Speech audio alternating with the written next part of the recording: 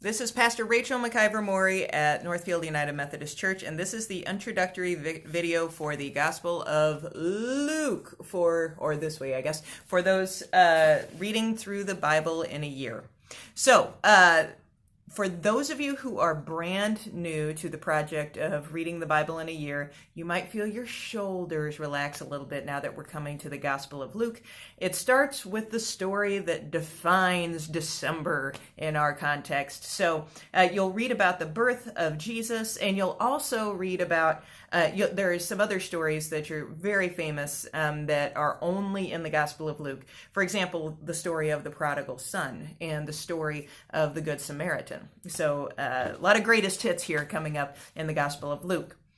You will probably notice just how familiar some of the material feels after having read the Gospel of Mark, but not everything is the same.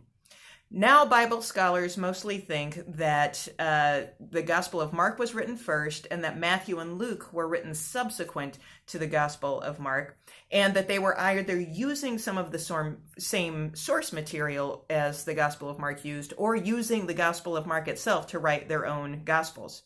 So it bears repeating that we can't be really cranky with ancient texts and the fact that they don't conform to our modern notions of authorship, attribution, plagiarism, those sorts of things. We just really have to set those assumptions aside and take the text as it comes to us.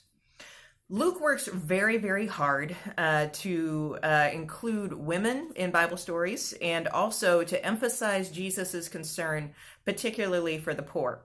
There's a great example of this. For example, in the Gospel of Matthew, which you'll get to later, there's a famous section called the Beatitudes, which begins, "Blessed are the poor in spirit," and so on and so forth. And there's all sorts of blessed folks in that list.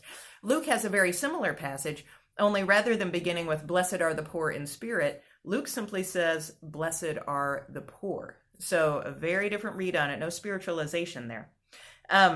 Additionally, Luke tacks on some curses that Matthew does not include for those who are happy and filled and living at ease now and praised in this life.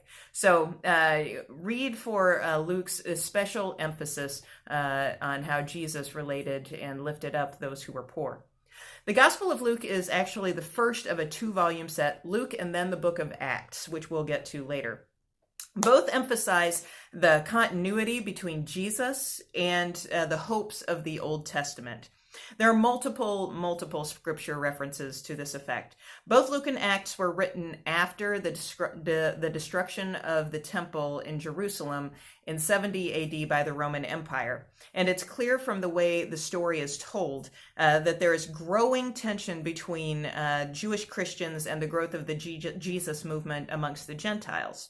This is not always handled gracefully.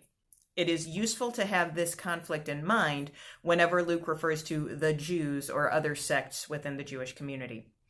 As always, we have our 3 guiding questions. Number 1, where is God in what I am reading? Number 2, what ideas or language are challenging to me and why? And then the third question is, what's going on in my life or in the world around me that seems connected in some way to the text that I am reading? As always, happy reading. See you next time.